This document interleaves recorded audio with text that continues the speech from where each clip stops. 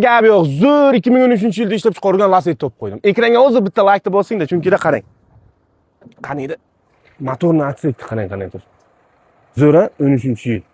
Ne? Radno uslitrlari ham, kapotga qarang. Tosh. Tosh ham emas bu. Tozalasa ketar. Ekranga like bosib obuna bo'lishingizdan chiqmasin. Jonjiga 13-yilda ishlab chiqarilgan Lacetti 1.8 qorasidan topib qo'ydim. Radno kraska desangiz ham bo'ladi dedi. Yo'q dedim, aytaman dedim. Bagajda kraska bor. Yavna ko'rdim-da. O'z ko'zim bilan. Endi briktalarini tushunaman, briktasiga tushunmayman-da. Bunda tushundim. Balon holatlari, salon holati, chista ikkinchi pozitsiya. 2 konditsioner sidenkalari ham boshqacha.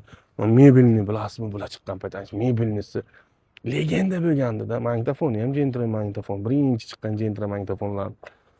Probega 200 ming kilometr masofa bosib o'tgan 2013-yilda ishlab chiqarilgan, lekin haqiqati menga yoqdi, shaxsan o'zimga yoqdi mashina. Bitta cho'tki moyka qilinishi kerak, polirovka qilinishi kerak. Bo'ldi. Orqasini ham. Yomon emas, mashina zo'r. Gen davernisdan beraman dedilar.